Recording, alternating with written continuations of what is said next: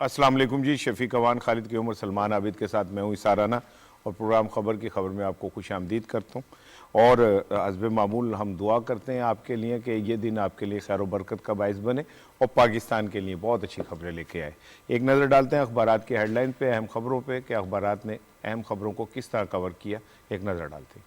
शहरियों का तहफ़्फ़ुज़ अव्वलीन तरजीह। पाकिस्तान की पहली कौमी सलामती पॉलिसी की मंजूरी आज के तमाम कौमी अखबारात की सुर्खियों की जीनत बनी है। रोजनामा दुनिया की सुर्खी के अल्फाज हैं, पहली कौमी सलामती पॉलिसी की मंजूरी, कमजोर तबके का तहफ़्फ़ुज़ और वकार यकीनी बनाया जाएगा।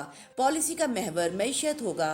वज़ीर आज़म की ज़ेर सदारत नेशनल सिक्योरिटी कमेटी के इजलास में ब्रीफिंग। रोजनामा एक्सप्रेस की सुर्खी भी इसी से मुताल्लिक है। नेशनल सिक्योरिटी कमेटी का इजलास, पहली कौमी सलामती पॉलिसी मंजूर, दाखिली खारजी खतरात से निमटने की पूरी सलाहियत है, वजीर आजम इमरान खान। रोजनामा पाकिस्तान ने इसी खबर को अहमियत दी। पहली कौमी सलामती पॉलिसी मंजूर, पाकिस्तान दाखिली और खारजी खतरात से नबरद अजमा होने की पूरी सलाहियत रखता है, वजीर आजम इमरान खान। रोजनामा जंग ने इसी खबर को इन अल्फाज में हाईलाइट किया। मुआशी तहफ़्फ़ुज़ कौमी सलामती का जामिन, इजाफी वसाइल फौज और इंसानी सलामती की मजबूती पर खर्च होंगे, पहली नेशनल सिक्योरिटी पॉलिसी मंजूर। रोजनामा नवाए वक्त ने इन अल्फाज का चुनाव किया। कमजोर तबके का तहफ़्फ़ुज़, मुआशी सिक्योरिटी, पहली कौमी सलामती पॉलिसी की मंजूरी। रोजनामा नई बात ने वज़ीर आला पंजाब की जानिब से लाहौर के लिए तरक्याती मंसूबे को सुर्खी के तौर पर लिया। लाहौर के लिए 50 अरब का एलिवेटेड एक्सप्रेस वे मंसूबा, गुजदार, अब्दुल सत्तार ईदी अंडरपास का इफ्तिताह। इंग्लिश अखबार डेली टाइम्स की टॉप स्टोरी है, NSC approves first ever national security policy. The Nation की लीड स्टोरी है, Pakistan security rests in security of its citizens, PM। The News की हेडलाइन स्टोरी है, first national security policy approved, stronger economy guarantees security. Express Tribune की main story है, first ever national security policy gets NSC note. Dawn अखबार ने भी इसी खबर को फ्रंट पेज पर कवरेज दी। Security policy sees economy as pivotal to stability. और अब नजर डालते हैं जी अपने रनडाउन के ऊपर। पहली नेशनल सिक्योरिटी पॉलिसी की मंजूरी।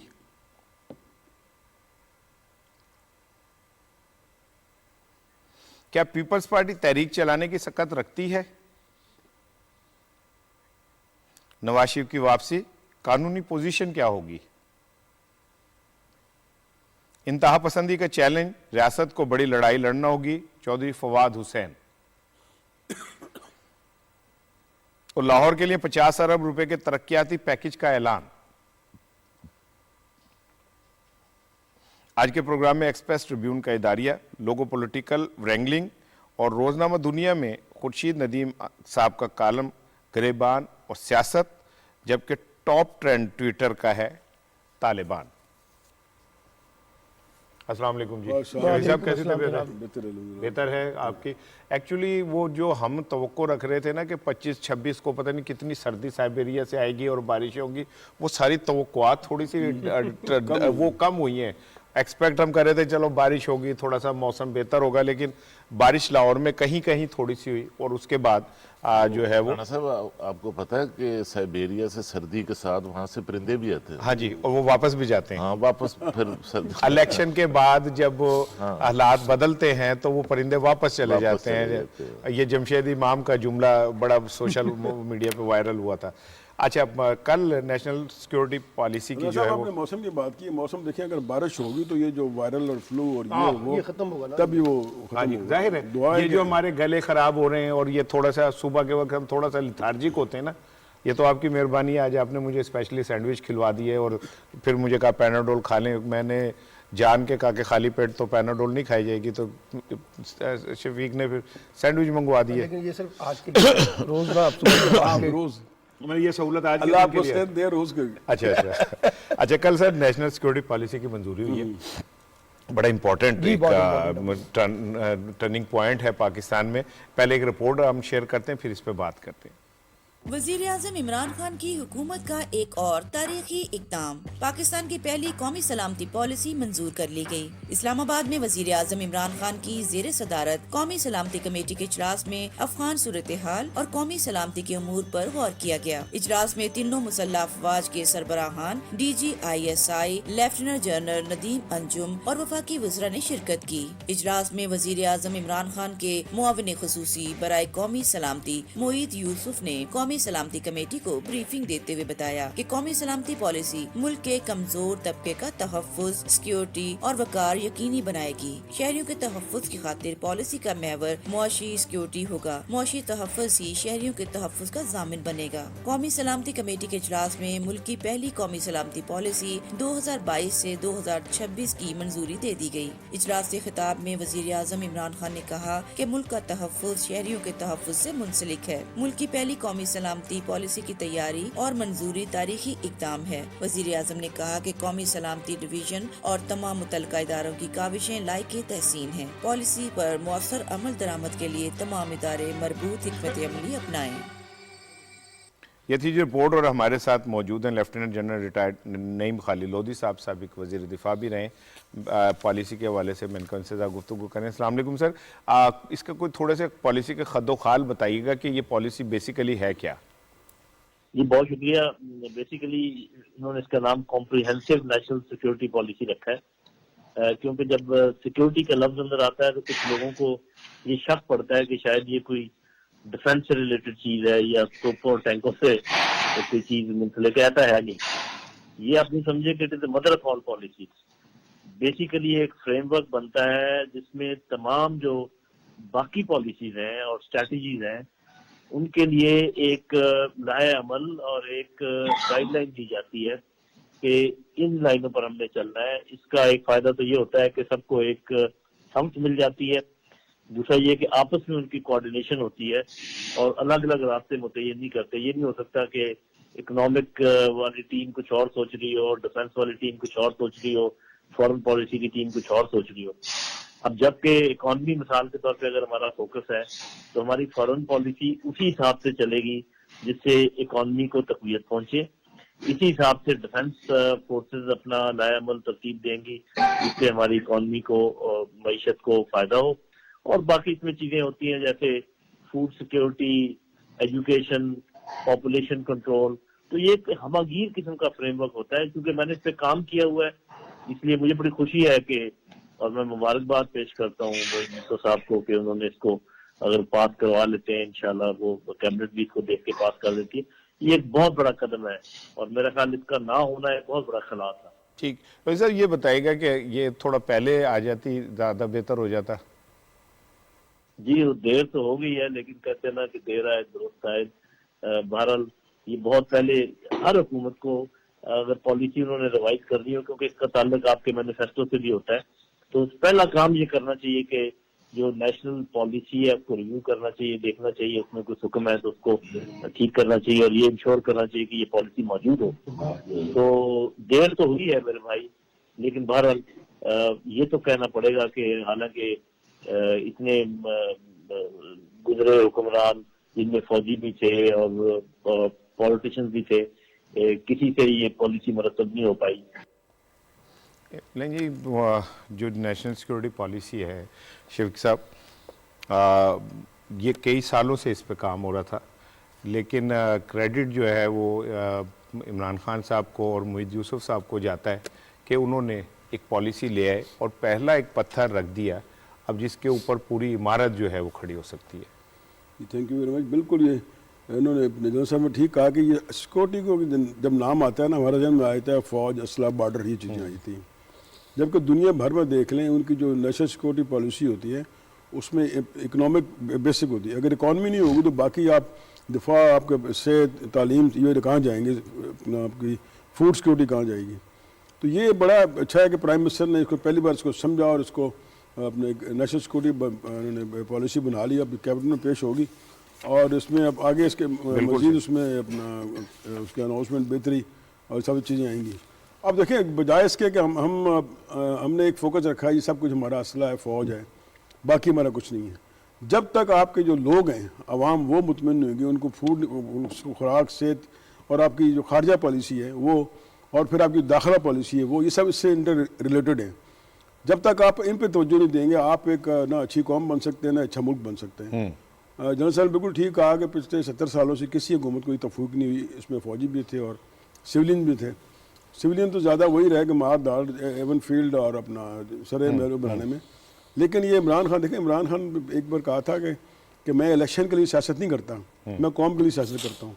ये उनका विजन था कि ये नेशनल सिक्योरिटी पॉलिसी लेके आ गए, और इस पर अब हमें, अब जब एक पॉलिसी बन जाती है ना, उसमें आपके इदारे, आपके दूसरे लोग ना, जो नीचे हुकूमती मशीनरी होती है और इवन सियासतदान भी, वो उस फ्रेमवर्क में आए थे कि हमें इस फ्रेमवर्क में चलना है। तो फ्रेमवर्क उन्होंने दे दिया कि आज काबीना में मंजूरी हो जाएगी तो फिर चीज़ें बेहतर होना शुरू हो जाएंगी। और फिर जो ये चीज़ें हमारे ना स्प्रेड हुई थी, खारजा पॉलिसी एक तरफ थी, इकॉनमी एक तरफ थी, दाखिला एक तरफ थी, और डिफेंस हमारा एक तरफ था।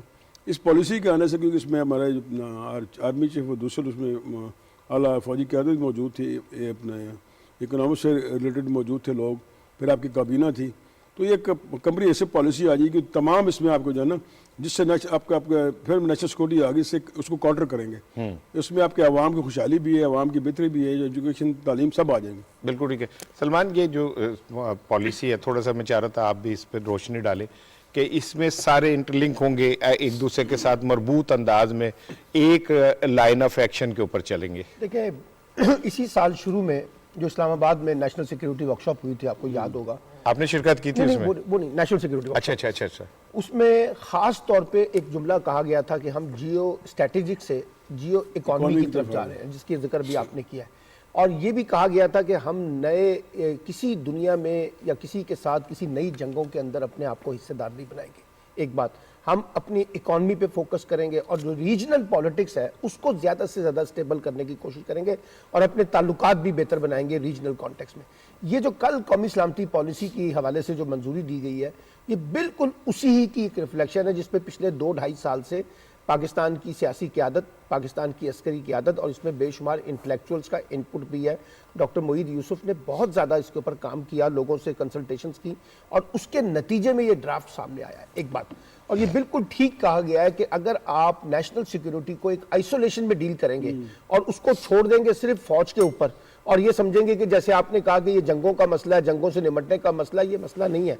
मसला वही है जिसकी बात अभी असार आपने उठाई है कि आप अपनी इकॉनमी को कैसे एस्टैब्लिश करते हैं, आप अपनी पॉलिटिक्स को कैसे एस्टैब्लिश करते हैं, आप यहाँ पे अपने रीजनल रिलेशनशिप हैं उसको कैसे बिल्ड करते हैं, इंटरनेशनल रिलेशनशिप कैसे बिल्ड करते हैं, और ख़ास तौर पे इसमें जिक्र है कि जो इंस्टीट्यूशन बिल्डिंग है उनको कैसे बिल्ड करेंगे। और ये इंस्टीट्यूशन बिल्डिंग के अंदर सिर्फ वो नहीं है जो आपके सिक्योरिटी के इदारे हैं उनकी इंस्टीट्यूशन बिल्डिंग, आपने जो भी बात की है कि लोगों को कैसे ताकतवर बनाना है, कमजोर तबकों को कैसे फायदा पहुंचाना है, अपने लीगल सिस्टम को कैसे ठीक करना है, अपने जस्टिस सिस्टम को कैसे ठीक करना है, ये सारा उसके अंदर जामे। तो ये जो भी जनरल नईम लोधी साहब फरमा रहे थे ना कि कंपोस्ट किस्म का एक ड्राफ्ट है जिसमें एक लिंकेजेस जो है उसको बहुत ज्यादा फोकस किया गया कि ये ना हो कि कोई एक इदारा बहुत आगे हो और बाकी इदारे उसके साथ सपोर्ट में ना हो। हमारे यहाँ होता यही रहा है शफीक साहब के, एक इदारा आगे लीड करता है, बाकी सारे पीछे खड़े होते हैं और एक कोई लीड लेने के लिए तैयार नहीं होता। इसमें सारी चीज जो बड़ी इंपॉर्टेंट बात है कि हमें पहली दफा देखने को ये मिल रहा है कि जो हमारी सियासी और अस्करी क़यादत है वो दोनों इसको लीड करते हुए नजर आ रहे हैं। और मुझे पूरी उम्मीद है ये कौमी सलामती पॉलिसी जब ये कैबिनेट से भी मंजूर हो जाएगी, पार्लियामेंट से भी मंजूर हो जाएगी, तो ये हमारे पास जैसे नेशनल एक्शन प्लान का एक ड्राफ्ट है ना, जैसे पैगाम पाकिस्तान का एक ड्राफ्ट है, तो ये एक कौमी सलामती पॉलिसी का एक ड्राफ्ट होगा जो बेसिकली एक नेशनल एजेंडा, एक नेशनल करिकुलम के तौर पर डिस्कस होगा कि जब भी आप अपनी नेशनल सिक्योरिटी, रीजनल सिक्योरिटी, अपनी इकोनॉमिक सिक्योरिटी, अपनी पॉलिटिकल सिक्योरिटी पे बात करेंगे तो आपके पास ये ड्राफ्ट होगा, ये रोड मैप होगा।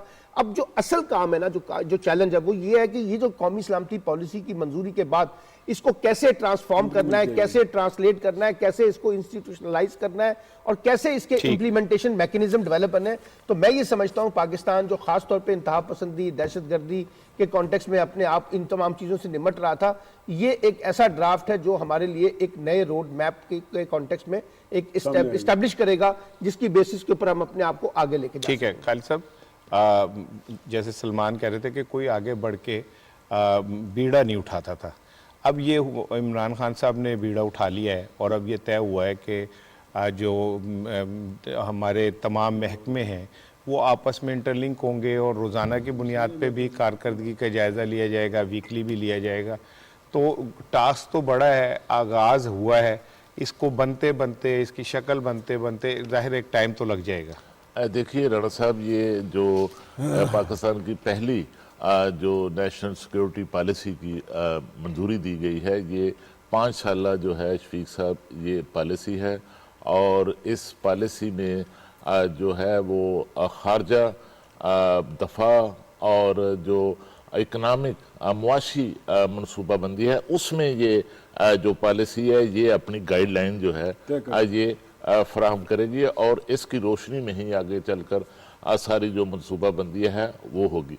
और इस पॉलिसी के अंदर अगर आप देखें, इसकी गाइडलाइंस को आप देखें, तो सबसे ज़्यादा जो फोकस और महवर हमें नज़र आता है वो इक्तिसादियात आती है कि अगर हमारी जो इकानमी है, हमारी मैशत जो है वो मुस्तहकम होगी, वो मजबूत होगी, तो हमारी जो सलामती है वो जो है वो और ख़ुद मुख्तारी जो है उस पर फिर कोई समझौता, कंप्रोमाइज़ नहीं होगा। और शहरियों को जो है इसी सूरत में जो है हम सिक्योर कर सकते हैं, सिक्योरिटी दे सकते हैं और फूड सिक्योरिटी दे सकते हैं, अमन व अमान के हवाले से सिक्योरिटी दे सकते हैं और दूसरे जो मसाइल हैं वो हल कर सकते हैं।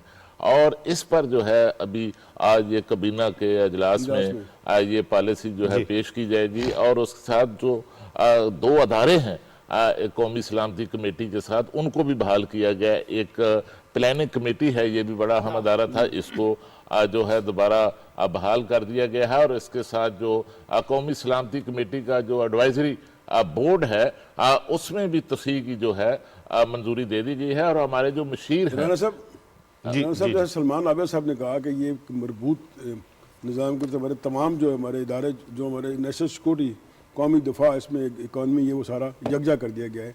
यानी एक बेहतर जामिया पॉलिसी बनाई। तो 30 साल जो हुक्मरान रहे थे वो सोए हुए थे, उन्होंने इस तरफ तवज्जो क्यों नहीं दी? देखें, बात ये कि जो अभी आपने आगाज़ में बात की थी ना कि इमरान खान साहब ये कहते हैं कि मैं इलेक्शन की सियासत नहीं करता। लीडर और सियासतदान में जो एक फ़र्क है ना, सियासतदान अपने 5 साल की प्लानिंग करता है और जो लीडर होता है वो अपनी प्लानिंग करता है आने वाली नस्लों की। तो आने वाली नस्लों के लिए ये बहुत ज़रूरी था कि पाकिस्तान के तमाम इदारे जो हैं वो आपस में एक मुश्तरक क्या कहते हैं हिकमत अपनाएं। माजी में ये हो रहा था कि प्लानिंग डिवीज़न कुछ सोचती थी, वजारत दाखिला कुछ सोचती थी, अब फाइनेंस जो है वो कुछ और सोचता था। अब सलमान ने भी जिस बात की तरफ इशारा किया कि अब इनके पास एक वाज़ेह फ्रेमवर्क है, जिस फ्रेमवर्क के अंदर रह के इन लोगों ने अपने सबको पता है कि हमारा असल टारगेट क्या है। मिसाल के तौर पे जैसे सलमान कह रहे थे कि अब हमारा टारगेट ये नहीं है कि हम लोगों की जंगों में छलांग मार दें, अब हमने अपना ये देखना है कि भाई हमारे मुफादात क्या हैं, हमारे रीजन में क्या मुफादात हैं, हमारे इक्तिसादी मुफादात क्या हैं। और सबसे बड़ी बात यह है कि आपके पास रूस के पास सबसे ज़्यादा मजबूत असला और सब कुछ था, वो इसलिए टूट गया कि वही मुआशी तौर पे फिजिबल नहीं रहा था। ये जो सिक्योरिटी है इसकी बराह रास्त बेनिफिशरी होगा एक आम आदमी जिसको बेनिफिट मिलेगा। और जब मईशत मजबूत होती है तो दिफा भी मजबूत हो जाता है खालिद साहब। सो ये सिक्योरिटी जो है, ये जो सामने आ रहा है हमारे सामने नेशनल सिक्योरिटी पॉलिसी, ये एक बहुत बड़ा सिंबल है, आगाज़ है किसी चीज़ का। और इसके अंदर अभी टाइम लगेगा चीज़ों में आप मर्ज होने में, आपस में एक दूसरे के साथ आगे बढ़ने में। लेकिन जब से हमारी मैशत पर एक दबाव पिछले कुछ काफ़ी अरसे से आप देख रहे हैं, दबाव बढ़ रहा है, उस दबाव के बाद जो है वो इक्तिसादियात की जो बहाली है वो कौमी सलामती के लिए भी जो है वो बहुत ज़रूरी है। तो इसलिए इस मैंने इस तनाज़र में जो है इस पॉलिसी की बड़ी अहमियत है। बिल्कुल ठीक है। अच्छा, कल बेनज़ीर भुट्टो शहीद साहिबा की बरसी थी और इस मौके पे लाड़काना में एक जलसा हुआ, वो हर साल होता है, और उसमें बिलावल साहब ने बड़ा ज़बरदस्त दबंग खिताब किया और उन्होंने कहा जी कठपुतली परवार करने का वक्त आ गया, 5 जनवरी से लाहौर में मैदान जंग बनेगा, क्या पीपल्स पार्टी इस पोजीशन में है कि वो लाहौर को मैदान जंग बना सके, और मैदान जंग क्यों बनाना है? मतलब ऐसी कौन सी क़यामत आ रही है जो मैदान जंग ही बनाया जाए, सियासी जद्दोजहद क्यों नहीं हो सकती? देखिए, पहले तो बेनजीर शहीद को अल्लाह की रहमत करे, बड़ी अजीम लीडर थी और ये दहशतगर्दी का शिकार हुई। इसमें ये हमारा कंसेंसस है पूरी, चलो कौम किसी एक पे बिल्कुल ऐसे ही है, ऐसे ही है, बिल्कुल ऐसे ही है। अच्छा, फिर आपने कहा कि अपना पीपल्स पार्टी अपना जो तहरीक चलाने की बात कर रही है। अब देखें अपना वो यहाँ उसको अपने सतीले भाई से उनका टकरा होगा, पंजाब या लाहौर में जो उनको सतीला भाई है नवाज शरीफ, उससे उसका टकरा होगा, या सतीली बहन मरियम से होगा, अच्छा, या सतीले चचा जो है शहबाज शरीफ से होगा, या सतीले कजन जो है हमजा शहबाज से होगा। अब ये आपस में लड़ेंगे तो तहरीक क्या चलाएंगे? मुझे कहना नहीं चाहता, खास क्यों सब बुरा मान जाएंगे कि क्या पिद्दी और क्या पिद्दी का शोरबा। पहले अपनी हैसियत देखें, अपनी औकात देखें, आप क्या, जितना मेहनत आपके वालिद साहब ने की है पीपल्स पार्टी को दवा करने में, उसको रेजा रेजा कर दिया। कभी पीपल्स पार्टी एक देखें, सियासी जमातें जो भी हों उनको मजबूत रहना चाहिए, उनको कायम रहना चाहिए, उनका अपना हिस्सा मिलना चाहिए, लेकिन अगर वो पॉलिसी ठीक रखेंगी तो। फवाद साहब ने भी एक बयान में कहा था कि सियासी कुफ्तों को मजबूत रहना चाहिए, सियासी कुफ्तों का अपना हिस्सा लेना चाहिए। लेकिन जब आप इतनी मेहनत, लोग मेहनत करते हैं कि अपनी पार्टी को बनाने में, इन्होंने पूरी मेहनत की है कि हम पार्टी को बर्बाद कर दें। अब देखिए, पीपल्स पार्टी कितनी बड़ी जमात थी, पंजाब में भी थी, केपी में थी, बलूचिस्तान में थी, एक बार उन्होंने अपना इस्लामाबाद की सीट भी जीती थी। अब कहाँ है? अब ये सारी तो जो है अपना जो पंजाबी कहते पंत रोड कहते हैं, पंत रोड अपना जरदारी साहब ने कर दी है, बिलावल की वो मानते ही नहीं। अब ये एक सियासी नारा है जी, हम आएंगे, हम ये कर देंगे, मुल्टा देंगे, बला बला कर देंगे। हकीकत ये है कि इनके पल्ले कुछ नहीं है।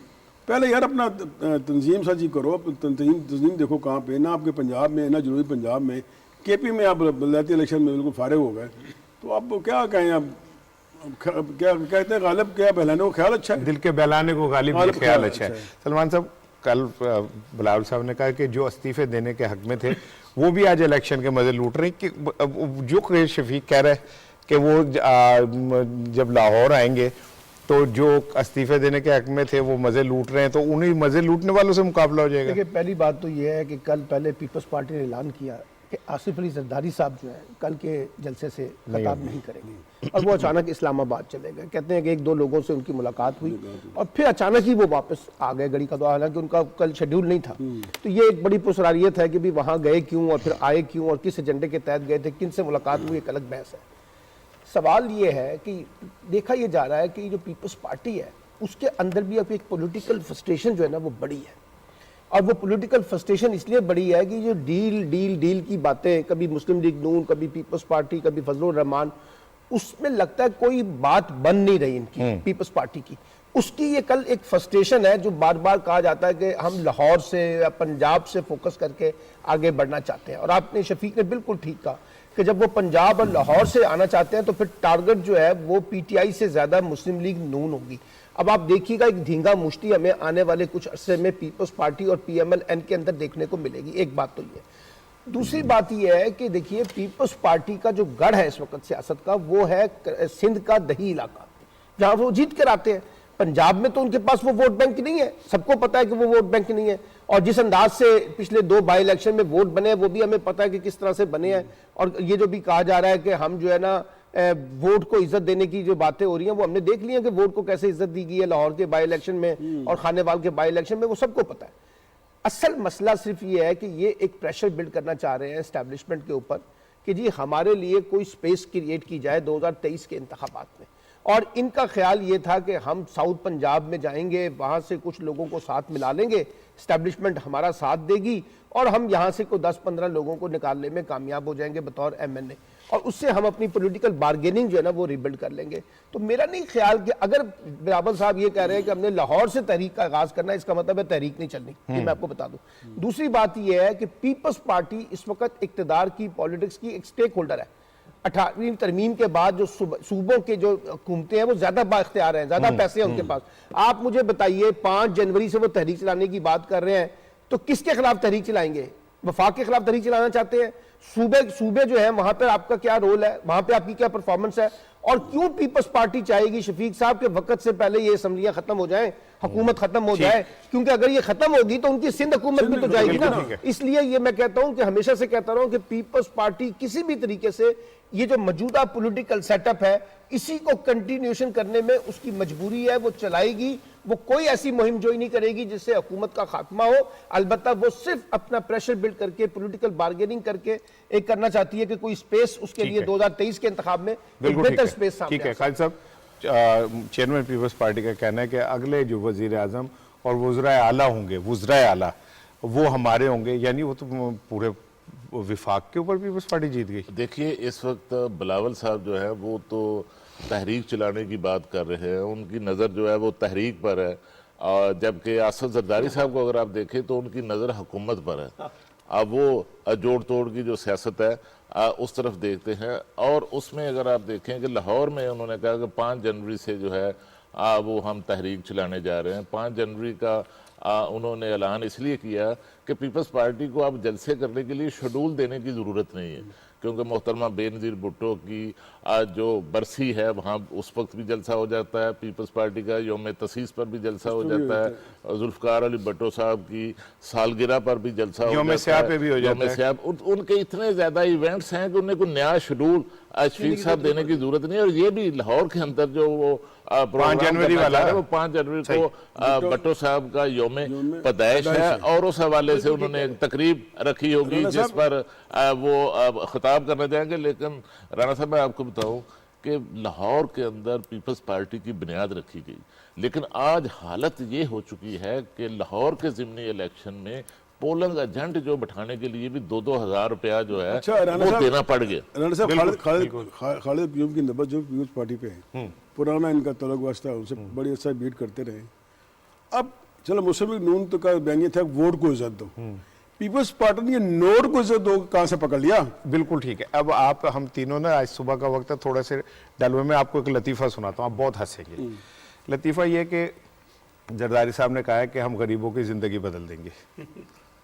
35 साल से सिंध में बैठ के आपने जो गरीबों की ज़िंदगी के साथ खिलवाड़ किया है, 35 साल से सिंध में बैठ के आपने हारियों की ज़िंदगियों के ऊपर जो मुश्किलात पैदा की हैं, 35 साल से आपने सिंध में बैठ के वहाँ पे ना उन्हें साफ पानी मिला, ना उन्हें खुराक मिली, ना तालीम मिली, ना रोज़गार मिला, ना आज़ादी मिली। आप किस मुंह से यार, कितनी हंसी आती है लोगों पे कि वो कितने मतलब बहादुरी से कितना बड़ा झूठ बोल देते हैं। और कल की जो सबसे बारीक चीज़ है ना सर, देखें बिलावल भुट्टो ने कहा है कि हमारी डील अवाम से हुई है, ये जुमला है उनका, हमारी डील अवाम से हुई है। तो उनके अब्बा तो कह रहे हैं कि मेरी डील किसी और से हो रही है। तो इसका मतलब ये हुआ कि बिलावल साहब और जरदारी साहब जो हैं दो मुतजाद सोच के हामिल हैं। और कल बिलावल जरदारी साहब ने जलसे में शरीक नहीं होना था, ये उन पर प्रेशर डेवलप हुआ है, क्योंकि बिलावल के मुतालिक ये कहा जा रहा है कि वो जरदारी साहब की बहुत सारी बातों से मुत्तफिक नहीं है। इसीलिए कल उन्होंने अपने खिताब में कैटेगोरिकली कहा कि जी हमारी डील अवाम से होनी है। अपने अब्बा की बात को नफी की है उन्होंने कि मुराद उनकी ये थी कि पैसे देंगे और नोट ठीक है। अच्छा, मैंने इसमें एक जुमला, नहीं एक मिनट, मेरा सवाल है आपसे ना, नोट पीपल्स पार्टी नोट को उधर देखिए, हम पीपल्स पार्टी के ऊपर ये इल्जाम लगाते हैं। आपने कहा कि इनकी नब्ज पीपल्स पार्टी की नब्ज पे हाथ है, मेरे इनके ऊपर हाथ है, इसका मतलब मेरा पीपल्स पार्टी पे हाथ है, ठीक है ना। तो बात ये कि कौन सी मुस्लिम लीग नून ने कम दौलत खर्ची, मुस्लिम लीग नून ने शुरू किया था पैसे का, पैसे पुछाना। कौन कोई ट्रक लाके खड़ा कर देता था एतजाज हसन के हल्के के अंदर, और आटे और घी और चीनी के तोड़े उतार के तकसीम करता था, और तस्वीरें लगती थी शरीफ खानदान की। कह रहे थे कि जरदारी साहब और बिलावल साहब की सोच में फर्क है। उनकी सोच में फर्क इसलिए भी है कि जरदारी साहब जो हैं अब वो बिलावल साहब की जो ड्राइविंग सीट थी उस पर आकर बैठते हैं। तो अब तो जरदारी साहब के बारे में इतलात ये है कि देखिए, बिलावल हाउस की बजाय लाहौर, मेरी इतला के मुताबिक अब वो मॉडल टाउन के अंदर एक घर जो है वो तलाश कर रहे हैं, यहाँ शहर के अंदर आकर वो सियासत करना है। देखिए, हर जमात को हक हासिल है, बिल्कुल अच्छी बात राणा साहब। हम देखिए डिस्कस करते थे नवाज शरीफ फैमिली को, वो शहबाज को और फिर अपना मरियम को, हमजा को, इनके आपस के इख्तलाफात हैं। अब एक नया चैप्टर खुलने जा रहा है, पंजाबी के नया कट्टा खुलने जा रहा है, नया चैप्टर खुलने जा रहा है कि जरदारी साहब और बिलावल साहब आमने सामने आ रहे हैं। खालिद साहब ने बिल्कुल ठीक कहा कि इनके आपस में अपना पॉलिसी नहीं मिलती। बिलावल जवान आदमी है, वो और तरफ जा रहे हैं, और जरदारी साहब और तरफ जा रहे हैं, वो एक पॉजिटिव बयान देता है सियासत के मुतालिक, तो जरदारी साहब नाप कहते हैं डील होगी, इस्लाम में चक्कर लगा लेते हैं। मुझे अल्लाह जिन से कर मलिक हकमीन याद आ गए। आपको पता है वो बड़ा कहते थे कि मेरी जी राब्ते हैं ना वहाँ गेट 4 ये वो जो शेख सीजा इस्तेमाल करते हैं। तो पीस पार्टी के बड़े कहते हैं एक बार बीबी ने कहा कि अगर इनके साथ जाए ना, कहाँ किन से मिल के आते, किन की बातें करते हैं। तो वो एक घर में गए, बहुत बड़े घर में, और उसके पीछे अपना उससे कुक से मिले। कभी आपने हमें कहा था आपके राब्ते हो, मेरे राब्ते यही हैं। तो ये राब्ते हैं जरदारी साहब के भी। ये इसमें देखें अपना एक कॉलम भी लिखा था बासी साहब ने, जिसमें हमारे अस्करी इदारों ने तरदीद की थी किससे बात हुई। ये हवा की बातें हैं, हमारी उनसे बात, इनके बड़े बेस्ट फ्रेंड हैं हमारे गौहर भट्ट साहब, ये मेरी गल हो गई। तो ये गल हो गई है, बस ऐसे ही है जैसे ये कुक से जा रही है। पीपल्स पार्टी के अंदर एक और भी मसला चल रहा है, लेकिन वो ज़ेरे बहस नहीं आ रहा कि पार्टी के अंदर जरदारी साहब और बिलावल के साथ साथ एक आसफा भुट्टो के हवाले से भी सियासत चल रही है, और उसमें भी ये चलता है कि शायद बिलावल साहब उनका उस तरह जो रोल है वो इस वक्त नहीं करते। मलिक हकमीन वही है ना जो वजीर जेल थे और उनका था मैं मुल्क में जेलों का जाल बिछा दूंगा, वो वही है मेरा ख्याल है। अच्छा, कल एतजाज हसन साहब ने भी एक बड़ी दिलचस्प बात की और उनका कि बेनजीर भुट्टो और जरदारी की पीपल्स पार्टी में इंतजामी फर्क है। What does it mean by इंतजामी फर्क सलमान? देखिए, बात यह है कि जो बेनजीर भुट्टो साहिबा थी ना, वो जो पॉलिटिकल फैसले करती थी ना, तो उनकी एक कैबिनेट होती थी जिस कैबिनेट के तहत मिलकर वो ये सारे फैसले करती थी और लोगों को इत्तेमाद में लेती थी, और फैसला करते वक्त वो पॉलिटिकल विजडम जो है ना, वो उनके सामने एक डेस्टिनेशन पॉइंट होता था। आसिफ अली जरदारी का जो एडमिनिस्ट्रेटिव पॉइंट है ना, वो है एस्टैब्लिशमेंट। वो ये समझते हैं कि उन्हें एस्टैब्लिशमेंट के साथ खेल मिलकर जो है ना कोई इक़्तिदार के हिस्सेदारी के अंदर जाना है। अच्छा, उसमें बाकी सारी पार्टी की कोई अहमियत नहीं है, और मैं तो पार्टी की बात छोड़ें, बिलावल की भी कोई अहमियत नहीं है। बहुत से लोग जो बिलावल के अंदर सियासी फूंक भरने की कोशिश करते हैं ना, मेरा अपना कॉन्टेक्स्ट ये है कि बुनियादी तौर पे डिसाइसिव पावर आज भी पीपल्स पार्टी में आसिफ अली जरदारी है। आपको पता है ये जो सियासी रोमांस शुरू हुआ था पीएमएल-एन का और पीपल्स पार्टी का, जब पीडीएम बड़ी ज़हूर हो रही थी, बड़ी उभर रही थी, तो उस वक्त जरदारी साहब ने बीच में इंटरवीन करके बिलावल को समझाया था कि बच्चे ये जो तुम सियासत कर रहे हो ये तुम्हारे और हमारे मफाद में नहीं है। हमारे मफाद में यही है कि हम उस तरफ देखें जहां ताकत के मराकज देख रहे हैं, और फिर वो वहीं पर गए थे। एक बात ध्यान में रखिएगा। और दूसरी बात यह है कि पीपल्स पार्टी जो है अब ये बात समझ बैठी है कि वो जो एंटी एस्टैब्लिशमेंट जिसका बिलावल साहब ने कहा ना, वो एक बात समझ चुकी है कि पावर पॉलिटिक्स में हमने अपना रोल प्ले करना है। हमें कोई पूरा मुल्क नहीं बदलना, कोई तकदीर नहीं बदलनी, कोई नजरियाती सियासत का हया नहीं करना। हमने पावर पॉलिटिक्स के कॉरिडोर जो है उसमें दस्तक देके अपने लिए पॉलिटिकल स्पेस एक जुमला, सॉरी, इन्होंने जिक्र किया अपना अब्बा जी पॉलिटिक्स का। जब तक इस मुल्क में अब्बा जी पॉलिटिक्स खत्म नहीं होगी और नौजवान कदर सामने नहीं है, उस वक्त इस मुल्क का तकदीर नहीं बदलने वाली। अब देखें, अब मियाँ शरीफ होते थे, उनके बारे में एक कॉलम लिखा गया था कि बिल क्लिंटन शायद मिलने गया थे, उनका ताड़े अब्बा जी है ना, उन्होंने कहा नहीं बहुत हो गए, तुसी तरक्की क्यों कर दो, काम क्यों कर दो। अब ये अब यही आ गया, नीचे आ गया, उसमें शहबाज शरीफ में आ गया, उससे उसमें आ गया, हमजा में आ गया, और नवाज में भी आ गया, नवाज शरीफ में आ गया, मरियम में आ गए, और मौलाना साहब असद रहमान में आ गए। जब तक सियासतदान हमारे इंडिपेंडेंट फैसले नहीं करेंगे और अब्बा जी से चिमटे रहेंगे या अब्बा जी उनकी डोरियां खींचते रहेंगे ना, तो कोई भी सियासी जमात, कोई सियासी सिस्टम पंप नहीं सकता। बिल्कुल ठीक है। एक ब्रेक ले रहे हैं जी, ब्रेक के बाद आते हैं और अब्बा जियों की जो क्या सियासत है उस पर मजीद बात करेंगे और नानाओं की सियासत पे भी बात करेंगे कि अब तो जुनेद साहब भी मैदान में आने वाले हैं। एक छोटा सा ब्रेक लेते हैं।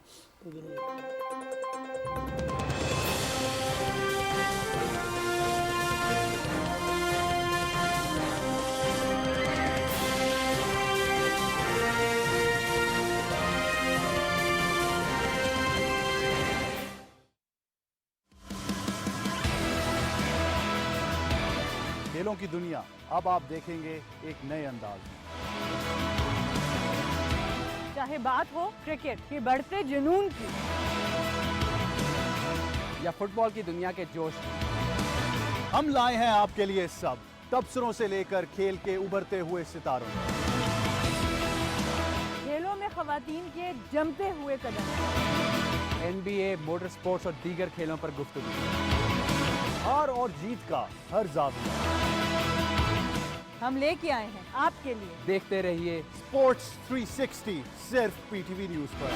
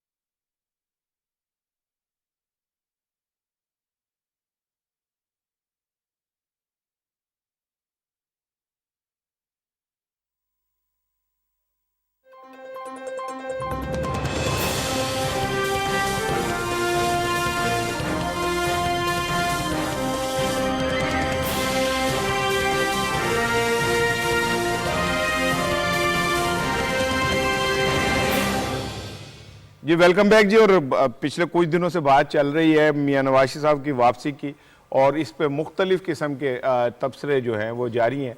नवाज साहब के बहुत सारे केसेस जो हैं वो अदालतों में चल रहे हैं, अदालतों में मतलूब भी हैं। एक 50 रुपये के स्टाम्प के ऊपर वो बाहर चले गए थे, और सवाल तो हमारा ये भी है कि जिसने ये ज़मानत दी थी कि वो वापस आ जाएंगे, वो कैसे आज़ाद फिर रहे हैं। और जिसने इतनी बड़ी अदालत को ये कहा था कि मैं ज़िम्मेदार हूँ अगर ये वापस ना आए, तो अदालतें उनसे क्यों नहीं पूछ रही कि भाई आपने अपनी ज़िम्मेदारी पूरी नहीं की तो आप कानून को जवाब दें। शफीक साहब, मियाँ साहब अगर फ़र्ज़ करें वापस आते हैं तो हम बात करें कानूनी पोजीशन है तो कानूनी माहिर ही बता सकता है, लेकिन डेफिनेटली उनके गिर्द जो के मामलात हैं उसको तो उन्होंने फेस करना इधर आके। हाँ बिल्कुल, उस पर IS फोरम जो था, प्राइम मिनिस्टर इमरान खान ने बात की थी कि वो एक सजा याफ्ता शख्स को वापस आने की तैयारी की जा रही हैं। और ये जो पीस अपने मुस्लिम लीग नून के लोग ताने बाने बुनते हैं कि ये वापस आएंगे, फिर वो ये दावा करते हैं सजाएँ ख़त्म होंगी। ये अदालत का अख्तियार भी उन्होंने अपने आप पास ले लिया कि सजाएँ ख़त्म हो जाएंगी, फिर वो इलेक्शन लाने के बुला बुला आगे एक लंबी कहानी। तो ये ख्वाहिशें हो सकती हैं, अब खबर जो है और जो वो आपकी ख्वाहिश पे नहीं होती। और अगर इस मुल्क में आइन और कानून की पासदारी है, इस मुल्क में कोई कानून आइन है, तो फिर अगर उनको जो वापस ला रहे हैं या जो इम्प्रेशन दिया जा रहा है वापस आ रहे हैं, तो फिर हमें बिल्कुल एक बयान पढ़ा था किसी वजीर का, फिर हमें जेल के दरवाजे खोल देने चाहिए। बिल्कुल खोल देने चाहिए। जो सहूलतें और जिस तरह उनको रिलीफ देने की बातें चल रही हैं, इसमें हकीकत क्या वक्त आने में पता चलेगा, लेकिन जिस तरह की बातें चल रही हैं, मुस्लिम लीग नून दावे कर रही है, तो फिर जो बेचारे जेलों में बैठे हैं उनका क्या कसूर? उनका क्या कसूर? बिल्कुल ठीक है। अजहर सदीक साहब हमारे साथ लाइन पे हैं, मारूफ कानूनदान है। अजहर साहब अस्सलाम वालेकुम। वालेकुम अस्सलाम। भाई हम बात कर रहे थे कि नवाज साहब की वापसी होती है तो कानूनी पोजीशन क्या होगी, थोड़े आप मुख्तसर अल्फाज में अजहर ज़रा बताइएगा कि क्या कानूनी पोजीशन बनेगी जब वो आएंगे अदालतों में उनके केसेस और दीगर मामलात पे। इसार साहब देखें, ये एक मिथ बनाई हुई है आवाम को बेवकूफ बनाने के लिए। इतना आसान काम नहीं है। पहली तो बात है, आप हर एक को पता है कि वहाँ उनका वीजा एक्सटेंशन के हवाले से फर्स्ट ईयर ट्राइब्यूनल में ट्राइब्यूनल में केस चल रहा है, और ये बयान हल्की बुनियादी तौर पर वहां पर बेवकूफ बनाने के लिए दिया था, लेकिन वो 7 चाल दूसरी चल गए, वो तो उल्टा फंस गए हैं। पुराना शमीम साहब के हवाले से हर चीज सच्चाई के तौर पर सामने आ चुकी है। आपने देख लिया, वो कह रहे थे कि बयान हल्की मैंने छुपा के दिया, जिंदगी की बात देना था, वो तो नवाज शरीफ के हमजा के हुसैन के फ्लैट के ऊपर सामने आ गया। अब आती है असली बात की तरफ सामने। बुनियादी जब आपको पता है कि इनको एवन फील्ड और अल-अज़ीज़िया में एक में 10 साल की सजा हुई है, दूसरे में 7 साल की सजा हुई है। एवन फील्ड की जजमेंट सस्पेंड थी, अल-अज़ीज़िया में ये मेडिकल ग्राउंड का 8 हफ्ते का बनाकर लेकर गए थे और वो जमानत वापस हो गई। अब दोनों में इश्तिहारी डिक्लेयर हो चुके हैं। अच्छा, आज भी अगर डील की बातें हो भी रही है ना, डील किस बात की होती है? अदालती फैसले मौजूद है, वो पहले हालात अब नहीं है, ना कोई चांस है अभी तक इनके। ठीक है अजहर साहब, ये बताइए, मैंने अभी अपने प्रोग्राम में कहा कि शहबाज शरीफ साहब जामिन हैं कि जी वो वापस आएंगे, तो क्यों नहीं उनके खिलाफ कोई बात होती कि भाई आपने जमानत दी थी और आपने इतनी बड़ी हाईएस्ट फोरम के ऊपर जमानत दी थी उनकी वापसी की, और अब वो नहीं आना चाह रहे, तो शहबाज शरीफ साहब की कानूनी पोजीशन क्या है? देखिए, एक तो नवाज शरीफ जैसे ही मुल्क में लैंड करेंगे उनका सीधा मुकद्दर अडियाला जेल या कोट अख्तर जेल हो। 2019 के अंदर लाहौर हाई कोर्ट ने 4 हफ्ते के लिए मुल्क से बाहर जाने की इजाजत दी थी, और अंडरटेकिंग और श्योरिटी जो है शहबाज शरीफ केस का कहा गया था मार्च के अंदर या जनवरी के अंदर ये लगना था 2020 में। अभी तक जो केस है ना, यहाँ लाहौर हाई कोर्ट में ना पीरियोडिक रिपोर्ट दी, ना कोई ऐसे सामने रखे हुए, किसी वक्त भी आज भी कोई दरखास्त अगर नैब दरखास्त दे लाहौर हाई कोर्ट के अंदर, किस दरखास्त को जल्दी बात के लिए मुकर्रर करें, उसका फैसला करें, शहबाज शरीफ को लेने के देने पड़ जाएंगे। ये डिपेंड करता है हाउ टू। बहुत शुक्रिया अजहर सदीक साहब बात करने का। सलमान साहब, हम तो सिर्फ पॉलिटिकल उस पर बात कर सकते हैं, अदालत की तो जाहिर नहीं हम कर सकते। ये जो जितना बना था, आज खुर्शीद नदीम साहब का इस पे कालम भी है, वो कहते हैं कि जी डील के बगैर मुमकिन नहीं है उनकी वापसी, नंबर 1।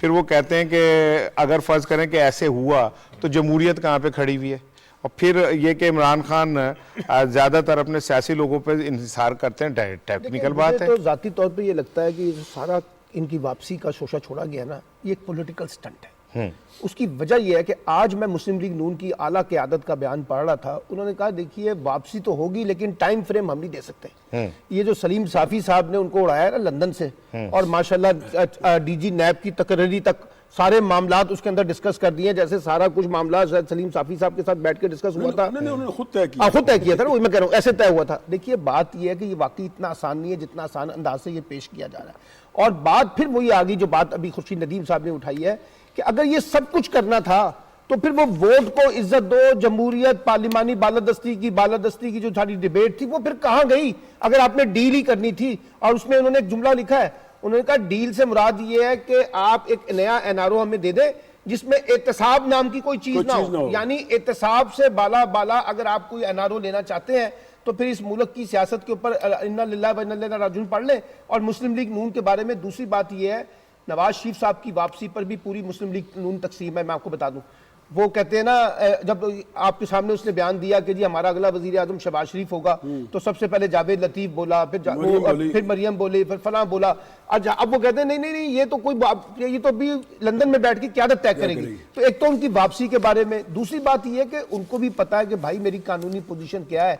वो यहाँ दवाई का बहाना बनाकर यहाँ से निकले हैं ना जेल से बचने के लिए, तो आपका ख्याल है कि वो यहाँ पर आएंगे और जेल में उनके ऊपर नवाजात होंगी, उनके ऊपर मुकदमे खत्म हो जाएंगे, उनकी मर्जी की अदालत लगेगी, उनकी मर्जी का जज होगा, उनकी मर्जी के सियासी फैसले होंगे और वो फिर एक नए वजीर आजम के तौर पर सामने आ जाएंगे? मुझे लगता यह है कि जो मीडिया ब्रिगेड हम बार बार कहते हैं ना, ये ज्यादा उनकी ज़हनी इख्तरा है ताकि एक हाइप क्रिएट की जाए। नवाज शरीफ साहब अगर कहीं पॉलिटिकल बार्गेन कर रहे हैं तो उनको ये मीडिया हाइप जो है वो सपोर्ट कर रहे हैं। खुर्शीद साहब ने इसमें एक जो बड़ी खूबसूरत बात लिखी है ना, कि हमारे सियासतदान जो है वो लीव बनाते हैं रियासत को और चोर दरवाजा ढूंढते हैं कि कोई चोर दरवाजा ढूंढने का अंदर आए। जब तक हमारी सियासतदान अपनी सियासत की जो असल जो असास जो जिसे सियासत कहते हैं उस पर नहीं आएंगे, अपना इलेक्शन और जमहूरियत को सामने नहीं रखेंगे, तो फिर इस किस्म की जो अपनी चीज़ें आती रहेंगी। बिल्कुल ठीक है, बिल्कुल ठीक है। अच्छा सर, एक्सप्रेस ट्रिब्यून का आज इदारिया भी इसी पे है और वो कहते हैं कि जी क्या कहते हैं, ये मीडिया जो मुस्लिम लीग नून का उसका एक नया पंडोरा था और वो इसके ज़रिए उन्होंने एक हाइप क्रिएट की।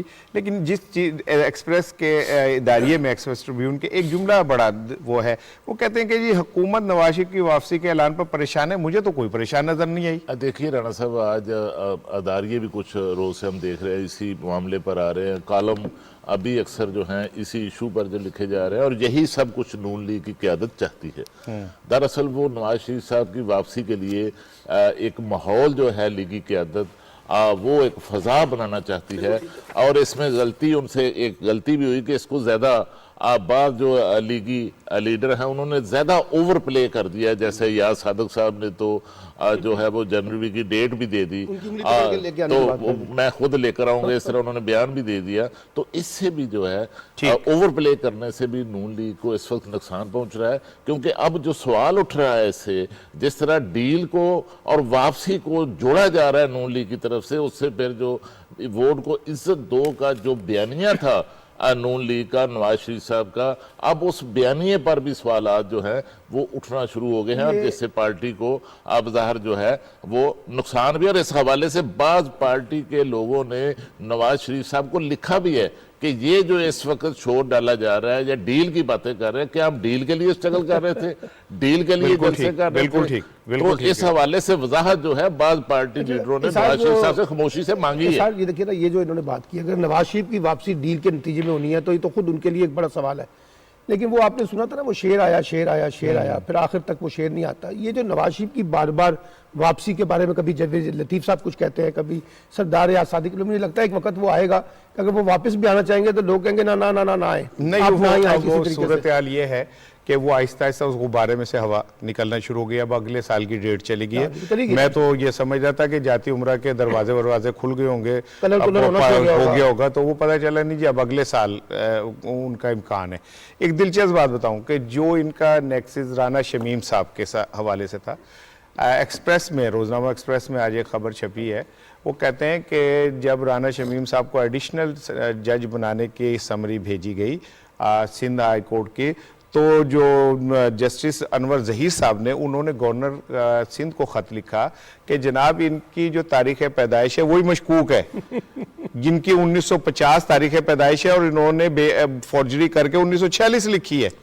यानी कि आप अंदाज़ा करें कि एक बंदा जो शुरू से ही घपले करने के माहिर हैं और शुरू से ही वो इस तरह की हरकत कर, उनको आप अपने एक वकील के तौर पे कि जी ये इनका 3 साल बाद जमीर जाग गया है। 3 साल इतनी मीठी नींद सोया, वो इतनी मीठी नींद सोया कि उसे होश नहीं आया। 3 साल बाद अचानक उनका होश जाग गया और उनका जमीर जाग गया। हालांकि वो कह रहे मेरा जमीर जागा ही नहीं है, मैंने तो ये डॉक्यूमेंट शेयर ही नहीं किया। अच्छा, अब वो जो बात है ना कि शेर आया वाली बात, ये इन्हें भी पता है कि नवाज शरीफ साहब ने नहीं आना। वो भोले होंगे, इतने भोले नहीं है कि वो इनकी बातों में, मुझे अच्छी तरह याद है नवाज शरीफ साहब का एक जुमला एक तकरीब में जब उन्होंने खिताब कर रहे थे तो लोगों ने नारा लगाया, कदम बढ़ाओ नवाज शरीफ, हम तुम्हारे साथ हैं। तो उन्होंने गुस्से में कहा चुप करो।